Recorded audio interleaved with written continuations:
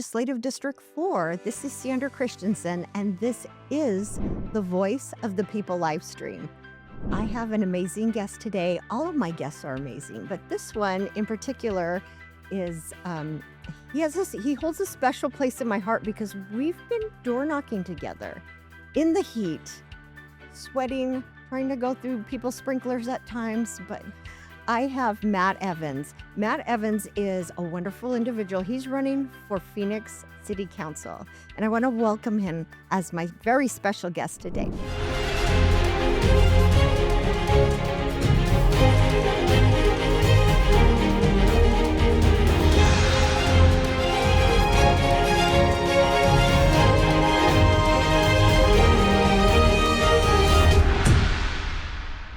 Welcome, Matt. Thank you for having me. What an awesome, warm welcome. I really appreciate that. And yeah, it's a special bond we've had for me Yes. knocking on doors in the 110-degree heat. Yes, And just it's like, not for the faint of heart, is it? oh, it definitely is not for the faint of heart. If you're not willing to grind in 115 degrees, I would not go out and collect signatures. But But speaking of signatures, you just turned your signatures in yes, yesterday. What?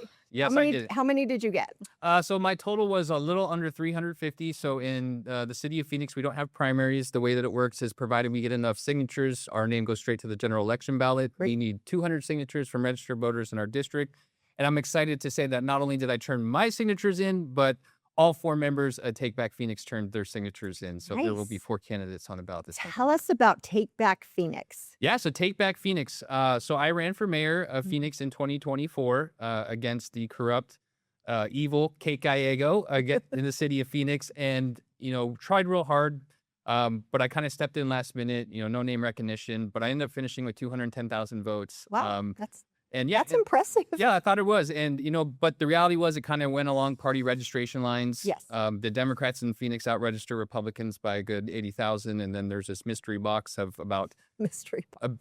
330,000. But what I learned through my campaign for mayor is that, about 65% of those were Democrats. So when I looked at 2028, because, my mission has always been to always take back Phoenix from these corrupt politicians. I looked at it, if I want to run for mayor, I'm going to have to flip 100,000 voter registrations. And that's going to be really difficult, right? So then I thought about it and I said, wait a second, we have 8 city council seats in the Yes. city of Phoenix. 4 of those are up for election in 2026. And there's actually really low voter turnout for each of those 4 districts. So I started Take Back Phoenix. So what is Take Back Phoenix? It's 4 Republicans run for each of those city council districts. So we can take the current 7-2 Democrat majority, flip it into a 5-4 Republican majority, and be the first large city in the United States to go red. I love it. Love it. Love it. And as you know, um, Arizona is, they're calling our district here a purple district, but I believe it is a true red state. But one thing that we have to do is we have to make sure that our electorate are getting out to vote because we do have a slight majority overall, not necessarily in the city of Phoenix, but registered Republicans overall. But a lot of people, especially in a non-presidential election, don't want to get out and vote. Are you finding that when you go to the doors? What kind of conversations are you having along the lines of, are you going to vote or not? I really haven't been doing too much assessments of if people are going to vote. I am, to be honest, knocking on people that have historically been known to vote because those are the That's people how I I have have been. conversations with first. But Right. to your point, yeah, voter registration in the state of Arizona, I think Republicans out-registered Democrats by about 300,000. So it does come down to voter turnout. I have seen a little bit less enthusiasm or and I know it's sort of anecdotal, but as I go to, LD meetings or events and Yes. speak, there's a significant noticeable drop off from the number of people that are showing up to these events and that were there in 2024. So, and I think independents now have overtaken both Republicans and Democrats, where they have roughly 33% of the voter registration. So I think that's a strong demographic to go over. But yeah, I do think it's going to be just, from talking to people on doors, it's going to be a lower voter turnout in 2024. I'm hoping that this primary will have a high voter turnout. I'm hoping so too. Yeah. And so we'll see how that goes. But these are why we have to come on these podcasts and we have to go out and let people know how Yes. important it is to turn out to vote Mhm. because we do have the numbers. And if you don't want Katie Hobbs to continue to ruin the state of Arizona and the rest of these Democrats, then all you have to do is go out and vote. Well, as you know, because you and I have had some conversations, I am currently an elected official on the Paradise Valley Unified School District Governing Board, and that's a nonpartisan role. I am elected until the end of this year, 2026, but I am running for District 4 State House of Representatives, and one of the main reasons is because I wanna make schools centers of academic excellence. More than half our state budget goes to education, and I'm the only District 4 House candidate that has actually been on all sides. I'm a mom, so I had to deal with COVID and some of the shenanigans that happened in our public schools as a mother, and then I got elected to a governing board. I was also working for the Arizona Department of Education, so I'm really strong on education, but I also have a business background, and so I want to know from you what your background is, because you and I have talked about this. It's important to have a well-rounded background when especially in areas that we're representing, which can be a little more blue or purple, right? Because you have to have a wider cast your net a bit wider and be able to reach the moderates and other people, I Yeah. should say. And so my background is I have no political experience. I'm actually a computer systems engineer by trade, and I'm also a part-time rideshare driver, mainly Uber. And that was actually what sort of inspired my run for city council 4 or 5 years ago when I would drive around the South and West Valley and see how bad the homelessness crisis was. To be honest, I didn't even know what a city council was at the time. I was just like, who is in charge of this place and what are they doing? And they were really receptive at first, but then as I continue to follow up and you see less action, next thing you know, you're sort of a detractor and you can't hear from them anymore. And so when I talk about how I'm a computer systems engineer, one of the things that excites me is if I actually get elected to the city council, I can actually make real tangible changes that you wouldn't see if someone else were to get elected. And what I mean about that specifically is I want to bring a data lake to the city of Phoenix. So I want to change the mentality where we start making decisions from data. One thing that is absent in the city of Phoenix is real-time data collection. Yep. They publish metrics, but it's only on a monthly basis, and there's very little metadata attached to these. So there's not much information that you can extrapolate from them. And I think just as the statement I said or the story about how I was driving Uber and I saw how bad it was and just seeing that every day just really, inspire me to want to do something. I think if we can actually collect data and put that into dashboards that even a fifth grader could understand or Yes. anybody, they'll see what I saw driving Uber every day, and they'll be just inspired and just as encouraged to step up and do something. And so I think we really have to change, our philosophy and how we make decisions in the city of Phoenix. And I have that technical background to actually make that happen in a team of volunteers that would come on and happily participate. So I could literally save the city millions of dollars in doing this as well. I love that. You and I align on so many levels. So I'm not sure if we ever had this conversation, but I moved here in Arizona in 1994 to be an IT project manager for Honeywell. Oh, So I have a tech background as well from a million years ago. Back in the day, it was COBOL programming, and then we kind of started getting into object oriented programming, and now I'm trying to get well versed in AI. I'm not in tech anymore, but, once you're a techie nerd, you kinda always have that bit of a bug, right? yep. But what the other thing that we have in common is that we've seen what's been happening on our streets in Phoenix. So I mentioned that I worked for the Arizona Department of Education in 2023, and I had to commute to work every day, and I would see those encampments, and they were getting worse and worse.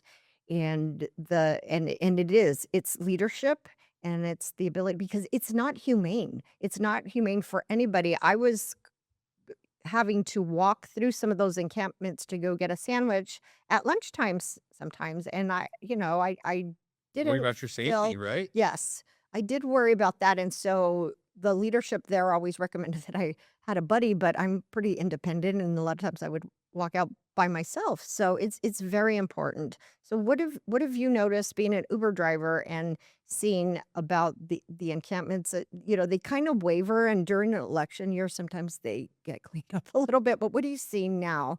What I've seen is the situation continues to get worse. So in the city of Phoenix, they did have this huge encampment called the Zone in Mhm. downtown Phoenix, and there was a lot of, litigation that went through. They ultimately ended up breaking that up through a court order. And so it kind of spread out into the city of Phoenix. Now we see, I was actually literally at the Zone yesterday as I passed through there, dropping off my signatures in downtown Phoenix. And Yes.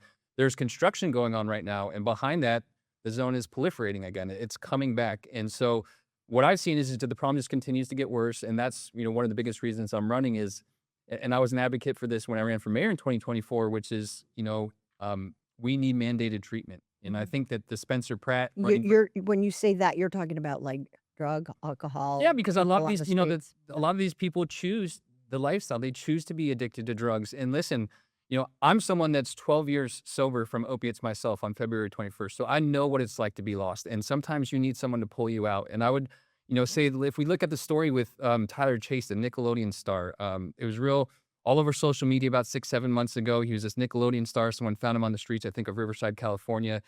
Just looked, you know, so addicted to drugs, and a lot of celebrities came, they tried to get him to motels, buy him clothes, get him Mhm. into treatment. He was there for 72 hours and he left. Now his parents are, the same saying the same thing I am, that that's always gonna be his future, him living on the streets addicted to drugs, unless policy allows us to take him off the Mhm. streets and give him a second chance at life. And I argue that that's more compassionate because the Yes. alternative is that, he might overdose on the streets one day and then his parents won't have a son anymore. And I don't want that. Yeah, and it has to be his choice because you can provide money, you can provide funding, and all of the programs that are available to Arizonans. But if it's not either encouraged by mandates or they're willing to get treatment on their own, they're never going to get better, Yeah, and the situation is not going to get better either. Yeah, a lot of these people, they don't have hope. And, listen, I want to give them the help that they desperately need. But at the same time, when I see our communities trending where there is public urination and defecation in our streets, or you're worried about stepping on needles, stepping outside your car at the Mhm. grocery store, or, in my case, taking my kids to the grocery store and seeing someone passed out at a bus stop or pushing a shopping cart around half naked, Mhm. it's a two-way street. Yes. You're not a bad person for wanting to live in a safe and clean neighborhood. And in our city council, there's not a single advocate for the working class. And that's what I aim to be. We need, it's a difficult problem to solve. It's balancing between compassion and mandated treatment. Mhm. But like I said, we need both approaches. There is tough love because as we see, if we don't, then they're just going to continue the path that they always have. Right, because just allowing people to make bad choices and perpetuate and throwing money at it is not compassionate. So I agree with you 100%. So you talked about balance and things like that. I want to know from a personal perspective, how are you balancing all this? Because you and I have gone out, we're door knocking nearly every day in the heat. We both have families. How are you managing this and balancing collecting signatures? And how is your family Well, on the holding up outside, on I look this? like this. Yes. On the inside, I look like this. Yeah. So the reality is, yeah, and a lot of people don't know this, but prior to running for mayor, I ran for city council 4 years ago. That was my first inspiration. So I've literally been on like a 4-year, 5-year campaign. Yes. And at first, you're just so inspired because you know what you're fighting for, you know what you believe in, and you're willing to make these sacrifices, whether it's missing a practice, a soccer practice, or my son's football practice, or not being able to go out to dinner like we normally do with a family. But after you've been doing it for 4 or 5 years, you really start to see the sacrifice that you're making. My Yes. son was 4 years old at the time. Now he's 9 years old, and Wow. you start to really realize what you're missing out on. And so I wouldn't be here today without the support of my family, my fiance, my kids. She is my absolute rock. I She love it. she holds the fort down behind every great man as a better woman, right? And that is the case. My parents, my family, and my faith in Jesus Christ, and my belief that the people deserve the power in the city of Phoenix. Those keep me running and convicted. But I am running on fumes, so I am Yes. anxiously waiting to actually get this victory this election and stop the campaigning and go and actually do the job. Yeah, no, I can relate to all of that. And I'm glad you brought up faith. I think I have my little pin somewhere. Yeah. Yeah, I love. Um, I armor up every time I go out there because sometimes I am walking and knocking doors by myself. I'll have a driver per se, but you don't know what you're going to get. It's very unscripted when you're at doors, and it is one of my favorite campaign activities. I think it's actually my favorite because it's unscripted and because I can, talk to them and speak to their heart and really listen to what people are going through. But you brought up faith, and so I'm going to talk about that a little bit. I was told when I ran for school board, so this is an encouragement for you, that I had no chance because nobody knew who I was. I was even new to the Republican Party because I was an independent most of my adult life with a conservative heart. But they told me, "Oh, you can't win, maybe wait 2 years." And I'm like, "No, this is my time. I'm going to do it." And it's so interesting because I have a core group of which I call my prayer team, and my warriors know who they are. But I believe they prayed me into the role of school board. And so between the churches and the moms in prayer warriors, they're the reason I'm doing this and that I continue to fight because it's hard. It's hard when you're a lone voice. I'm the only Christian conservative on the Paradise Valley School Board, and I get a lot of flack. But one thing I've learned is to treat people with respect, regardless of their political leanings or views. And they know that I'm going to hold strong to my beliefs, but they also know that I'm going to respect them as a person. So I think that's really important. Are you seeing that at the doors? Because not everybody is, really, even the conservatives that were knocking, they're not excited about elections this year and about the direction of our country. So what are you hearing at the doors? As it relates to faith, or Yeah. yeah, I mean, well, disclaimer: I knock on a lot of conservative doors, and I think a lot of those people have faith and have religion, and I try not to, it Push. doesn't come up a lot, because a lot of people are more focused on the policy and what I'm going to change. But when I do have the conversations, I was at someone's neighbor, Diane, shout out, and she had this beautiful cross Yeah. in her desert, and I think people do they want to get behind someone that is a man or a woman of faith. Yeah. We need some faith returned to our Right. Godly women yeah, and men. and your story is so inspiring. I just want to say thank you for not giving up. And I also believe in the power of prayer.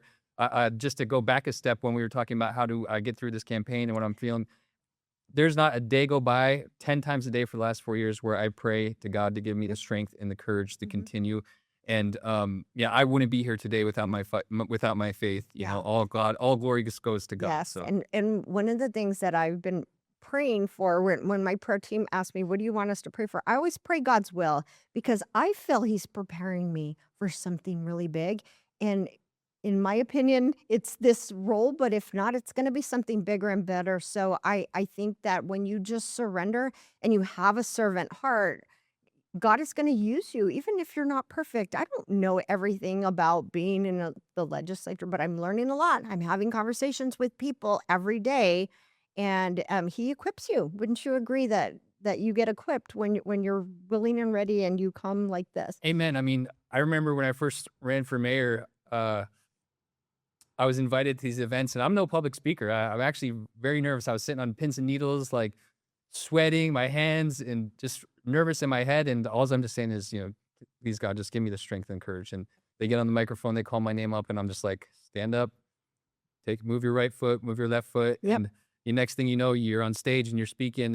And so, yeah, it's just, I believe that, I was put in this position as part of God's plan, or else I wouldn't be here. And so whenever I have doubt, whenever I'm wondering, is this the right path? I know that this is my purpose, and that Yes. you just have to keep the faith. Yeah, we're the Davids and the Esther, modern day I love it. Davids and the modern day Esthers. We know how that story ended, right? Yes, So we yes, we do. amen. And so so I'm going to pivot a little bit. So I really want to know about conversations at the door that you're having because as I mentioned, I think you and I are some of the most I don't know, aggressive. No, that's not the right word. Most what's the word? We knock a lot of doors. We're out there, you're right. We're out there, and I haven't I seen think a we're lot getting a of other turning point people. competition, right? I think Yes. we might be the top door knockers this I campaign believe so far. so. That's one of the biggest reasons. Obviously, you're a champion for the school board, and I have 3 Mhm. kids in the same district, so it's really important to me. And I remember when you came and spoke at my LD, and your words resonated with me. But having you come out and knock on doors with me, I mean, I got your back 110%. Anybody that's willing to put in the work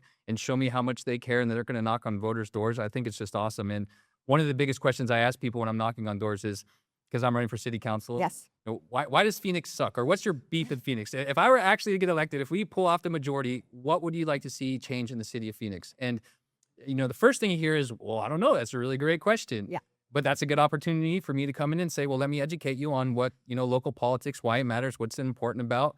And then it kind of splinters based on, what area you live in. Homelessness is still always a top issue with people just because it's all over the valley. I'm in District 2 in North Phoenix, so there are some more affluent areas, and they're really concerned about water and energy and, Yes. and the proliferation of data centers coming. And so that's why it's awesome to knock on people's doors, because you can hear what these topics are on the media and what people are pushing and even candidates, but you can really find out what people really care about, the real voters that actually matter when you knock on And the it's doors. regional too, because I'm in District 4, which encompasses the North Phoenix, but just the Desert Ridge area between Desert Ridge Marketplace and Pinnacle High School. Most of Scottsdale, that is south of the 101. It encompasses Paradise Valley, Arcadia, and the Biltmore area. And depending on what area I knock in, there's different concerns. So it's very interesting. Yeah, and that's why you have to. Yeah, that's what I understand. And so now it's like, because my kind of initial inspiration started off with the homelessness crisis, right? But Yes. then as I really started to do my research and pay attention, I realized the city of Phoenix is mismanaging a lot more than that. And there's really no better evidence or proof that you can get from knocking on doors and actually Mhm. hearing from people. Like, you live in this Mhm. community. For instance, I'll bring up one thing that just came to my mind. Yep. In North Phoenix, around my neighborhood, the city of Phoenix is building a water reclamation plant. So Okay. people might know this as toilet Toilet to to tap, tap. right? One of the questions in that surrounding area that I asked every neighbor was, "Are you even aware of this?" And I didn't find a single yes. Regardless of after they found out about how they felt, nobody was aware of it. So that was really striking to me, is that there's still this huge gap where we're not delivering the issues that impact the residents that live there. Whether the medium is social media or the news, we're not doing a good enough job of the residents. And what Yes. I tell them is, and I think this will happen with the toilet to tap situation, is when they finally open that in 2028, there's going to be a news story that comes out on the media, and then everybody in that neighborhood is going to be like, "What? I didn't know about this." And you're going to see it all over the news. And so, Transparency is so important in these issues. As a governing board member on a school board, there's something called a consent agenda. And a lot of people don't understand what that is. A consent agenda is different from the main agenda that everybody could see. I mean, it is in there, so it's not really hidden. But once my agenda is approved by the governing board, there's a whole bunch of things on that hidden consent agenda that just automatically gets approved, millions of dollars. So what I do as a board member, and this might be, something that you could look into, I pull things out that I feel the public really needs to know, like whether it be an expenditure, out of state teacher travel while we have declining revenues, things of that nature, and we have a discussion. And almost, not almost, it 100% gets approved because I tend to vote no on those things, but I get outvoted. But the important thing is not the 1 to 4 vote, but it's transparency and allowing the people to understand what we're voting on and how we're spending their money, because we live in a constitutional republic, and that means the people, the voters, the constituents are in charge, not the electeds. We're supposed to represent them. How do you feel be the about that? I love that. And that's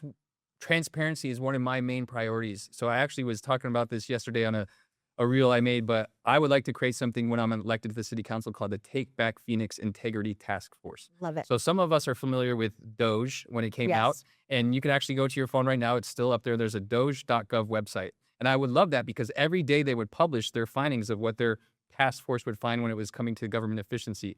I want to bring that to the city of Phoenix. I want a phoenix.gov, and I want to have a task force, which is paid employees and also a series of volunteers, where when you show up 9 to 5 every day, your sole job is to Mhm. find corruption in the city of Phoenix, Love it. weed it out, and report it to the I love public. that. I So love that, yeah. So a lot of the candidates that are running for governor and Congress have talked a lot about waste, fraud, and abuse, since you did bring up Doge.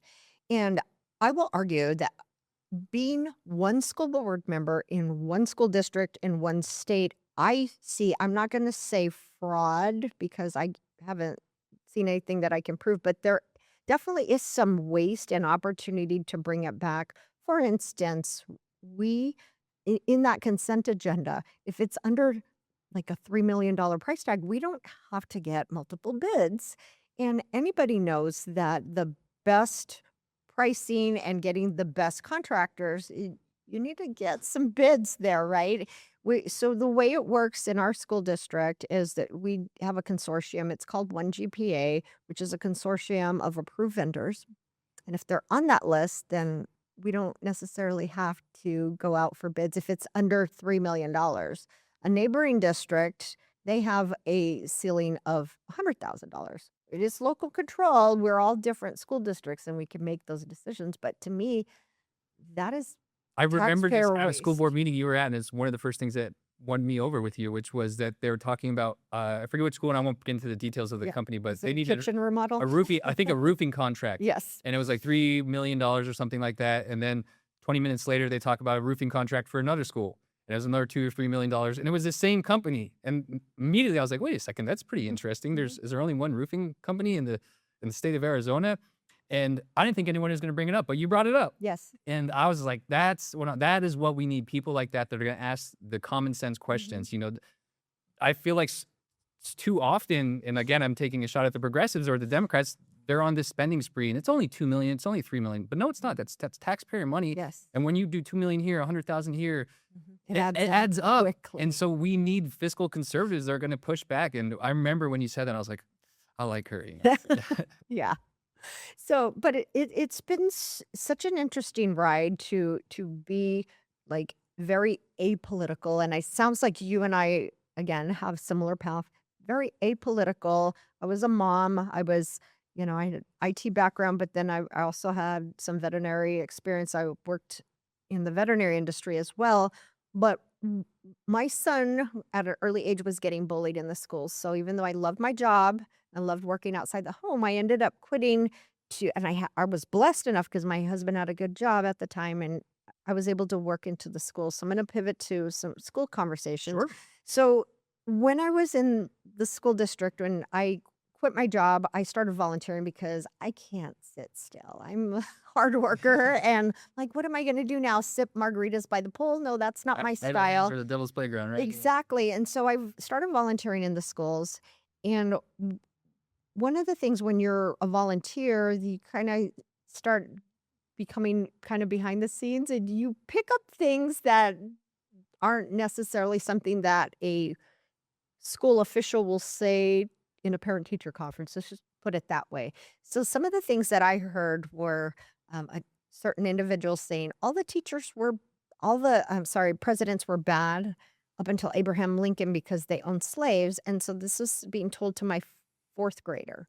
And so I had to go back and reteach history lessons. Yes, slavery is bad, but this is what happened. We fought the Civil War, and a lot of those individuals fought to free them. And many of the slaves were treated well because they brought them in as family members, and then they gave them their freedom afterwards. But that conversation wasn't happening. I don't know. Your kids, I think you said, are in public schools. Yeah. And so have you as a parent ever come across anything that was questionable, whether it be the new math or certain ways of educating our youth? I have. So, my oldest, she was in private Christian school until 5th grade. And, you know, due to some personal reasons, we had to take her out of the private school and put her into the public school system. All three of my children are now in the Paradise Valley School District. I was very worried, because there is a lot of indoctrination going on in our schools. And I feel like the focus has shifted away towards academics. One of them in particular, and I forget the name of the movie, but it was about African American women in the space and force in the 60s. And I think it was a pretty popular movie that came out. And I don't have any beef with that, or talking about that issue, but they were, trying to send home a permission slip to have it in my daughter's PE class, and then it became the math class, and then it became the social studies class, and then after like 3 different classes, I'm like, wait a second. I called the principal. I'm like, are you guys like just not going to give up until you feed this video to all of our children? Like, this is the third permission slip I've had. Like, what does this have to do with PE? What does this have to do with math? And he didn't know about it. He's like, and then the other thing that frustrated me about it is, so I chose no. I said, you know what? Because I didn't. This is really during the heat of 2024, and I didn't trust the public school system, and I didn't trust their intent on why they were showing that. So I said no. And the alternative, she would have to submit a written assignment. But the written assignment was just reading a book about the same material.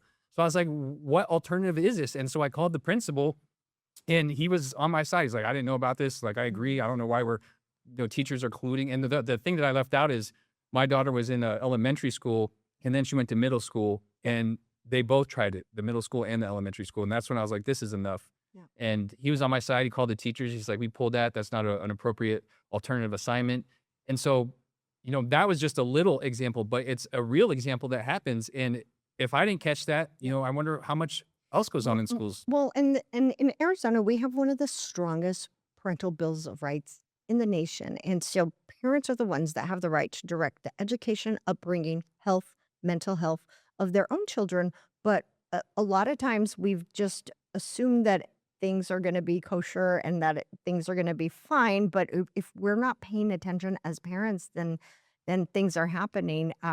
But I will say that Republicans do get a bad rap on school boards because we do point out fiscal responsibility and things that maybe teaching lessons that we don't feel are appropriate. But I'm gonna give a shout out to my school district because there are some great things happening in our schools as well. So, did you know that we are now trying to ensure that our kids are not just college ready but career ready? So, Paradise Valley Schools is really partnering with West Mac to look at the trades. And so I'm really excited about that as a conservative and just as a mom and somebody wanting our schools to be better. So now our public schools, and not just our district, but a lot of them, that we're looking at the trades. So, but not just West Mac, but in our like Paradise Valley High School, we have the CREST program, and they have 3D printers there, and they're teaching kids Yeah. this really great things. Also, welding and, things like I that. think So did you know about that? I I'm did not know excited. about that until I participated in some of your events, disclaimer, and I heard you talk Yeah. about it. So you educated me on that. But and I think that's a good thing that I want to clarify, right? I'm a big proponent of school choice and parental Yes. choice, and I support the ESAs. But at the same time, I'm not here just to bash on the public Right. education system, just to bash on it. I'm calling out the realities and the facts of the indoctrination. But there are good things that can go on in our school systems, and so we just need people like you Yeah. that are in the positions to make sure that that's the focus. Right. And we need to get back to education. And like I said, I love the vocational programs like you were Yep. talking about, because not everybody has a future in college, and that doesn't mean that and not everybody should have a future in college. And Right. especially with the AI coming around, right? Mhm. We need vocational skills, and so I'm really excited about what you're telling me about the Yeah. PD school No, board. I'm excited too. It is a great school district, and we have to support our public schools because one size does not fit all in education. I went to public school, so did my husband, and my son graduated from Horizon High School. So I do support the public school, but that doesn't mean that I'm against choice because, again, one size doesn't fit all, and it's not the right fit for everyone. You're right. And, one of my biggest things, because my daughter was in private school, so I've had the benefit of seeing what it's like in private education and then in public schools. I will admit that I have been fortunate in the public schools my kids are in, have been really well.